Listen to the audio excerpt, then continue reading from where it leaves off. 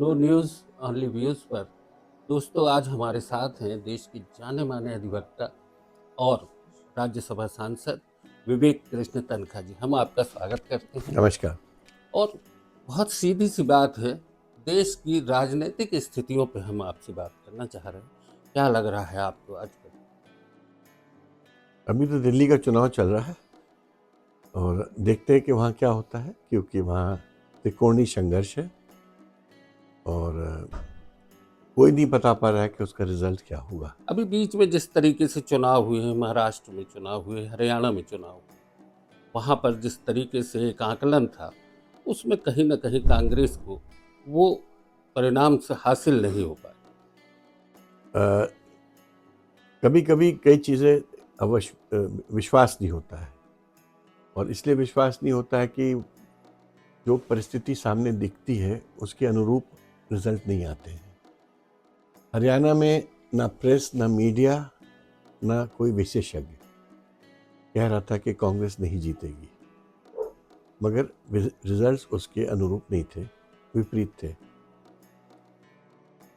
महाराष्ट्र में भी जो गठबंधन था शिवसेना और कांग्रेस का, एनसीपी का, कुछ माह पहले जब लोकसभा चुनाव हुए परिस्थितियां बिल्कुल डिफरेंट थी, विधानसभा में भी डिफरेंट थी।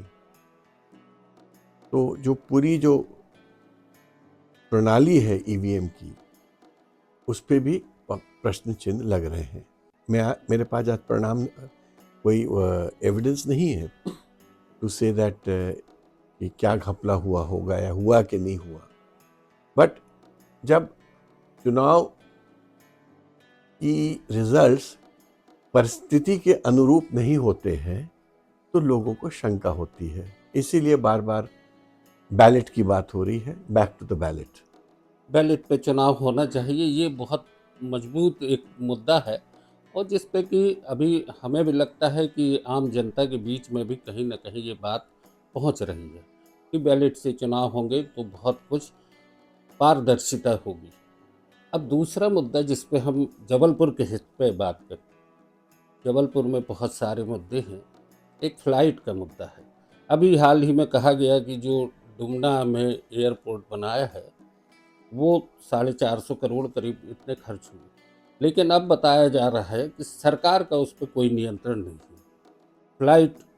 फ्लायर्स जो हैं वो चाह रहे हैं कि फ़्लाइट आएँ, लेकिन बाकी चीज़ें उपलब्ध नहीं हैं। अभी उड्डयन मंत्री आए थे, राज्य मंत्री, उन्होंने भी कोई मुद्दे पे बात नहीं की। और जबलपुर के लिए एक बड़ी चीज़ है कि यहाँ से पूना, बेंगलुरु, हैदराबाद की कनेक्टिविटी इस तरीके से होना चाहिए, पहले थी, आज नहीं।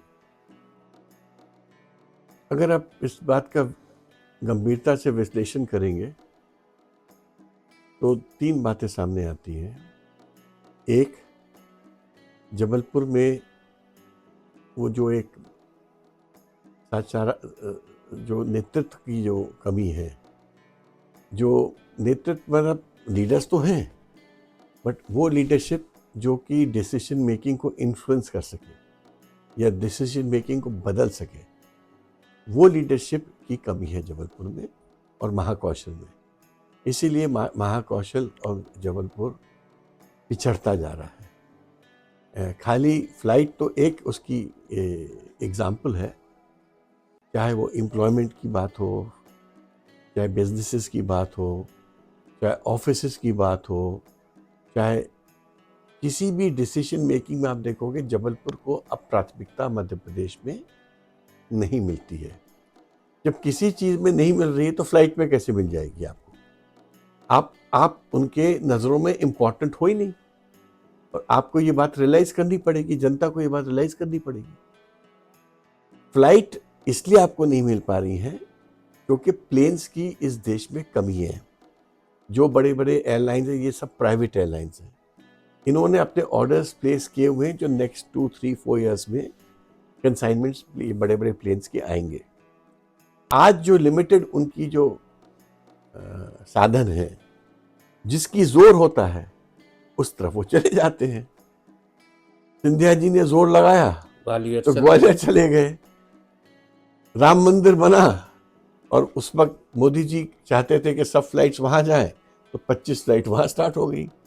तो जिसका जोर होता है उसको एडवांटेज मिल जाता है। एक आखिरी बात, आपने राम मंदिर का मुद्दा कहा, अभी संघ प्रमुख ने जिस तरीके से कहा है कि अयोध्या में राम मंदिर की प्राण प्रतिष्ठा के बाद ही असली आज़ादी मिली, इस पर आप क्या? ये उनका व्यू है। हिस्ट्री ऐसा नहीं कहती है। हिस्ट्री में तो आज़ादी 47 में प्राप्त हुई थी। तो ये उनका एक व्यू है, और ये उनका व्यू आप लिटरली मत लीजिए। उनका मतलब ये है क्योंकि राम मंदिर बन गया है इसलिए उसको वो आज़ादी से जोड़ रहे हैं। बट फैक्ट ये है कि हिस्टोरिकली इंडिया को आज़ादी तो मिली थी 1947 में, और ये रिकॉर्डेड हिस्ट्री है। और उस वक्त इंडिया का नया प्राइम मिनिस्टर वाज स्worn इन। उसके बाद 2 साल में इंडिया का संविधान बना। 1950 26 जनवरी को वो संविधान लागू हुआ। तो अगर ये सब चीज़ें 50 और 47 में हुई हैं तो आज़ादी फिर 2014 में थोड़ी हो सकती है। ये उनकी कहने का एक तरीका है। अपना उनका जो पॉलिटिकल डिस्कोर्स है या उनका जो आइडियोलॉजिकल डिस्कोर्स है उसको वो जस्टिफाई करने के लिए बातें बोल रहे हैं। वो जिस तरीके से हिंदुत्व को एक उसको एजेंडे को लेके चल रहे हैं, वो शायद वो अपनी आज़ादी की बात कर रहे हैं कि उनको शासन की आज़ादी 2014 में मिली जब उनकी सरकार आई। नो न्यूज़ ओनली व्यूज़ पर दोस्तों आज बस इतना ही। आपको बहुत बहुत थैंक यू। धन्यवाद।